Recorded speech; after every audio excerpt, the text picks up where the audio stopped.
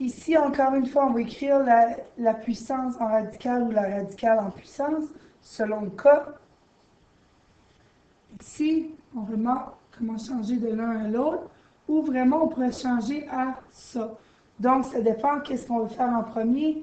Dans le premier cas, il faudrait faire l'exposant au nombre en premier et ensuite faire la racine énième, donc selon le nombre qui est écrit. Ou dans l'autre cas, on ferait la racine en premier à l'exposant le numérateur, donc le m. Ça dépend vraiment qu'est-ce qu'on veut faire. Les deux façons s'écrivent. Si on veut évaluer sans calculatrice, toujours plus facile de faire la racine en premier. On a un plus petit nombre à mettre à un exposant. Donc, ici, on a le moins 64 à la 2 tiers. Donc, c'est écrit de deux différentes façons. Et dans ce cas-ci, on va pouvoir aussi l'évaluer. C'est le moins 64 qui a la 2 tiers.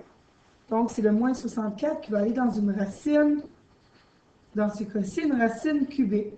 Donc, le dénominateur, il va comme indice et le numérateur, il va comme l'exposant.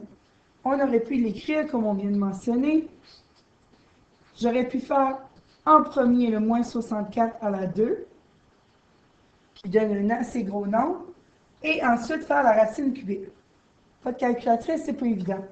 Mais si on utilise le premier, racine cubée de moins 64, moins 4, tout ça à la 2. Quand même assez simple comparé à la deuxième façon. Donc ici, on a pu évaluer parce que c'était un cube parfait. Le deuxième, encore une fois, c'est un petit peu les mêmes exemples qu'avec le numérateur étant 1, moins 12 à la 3 cinquième. Est-ce que c'est le moins 12 qui est à la 3 cinquième? Non, seulement le 12. Donc, c'est le 12 qui va être dans la racine. Ici, c'est une racine cinquième. Et je peux mettre le 3 à l'intérieur. Donc, ici, je ferai 12 à la 3 avant de faire la racine cinquième. Et évidemment, mon moins en avant.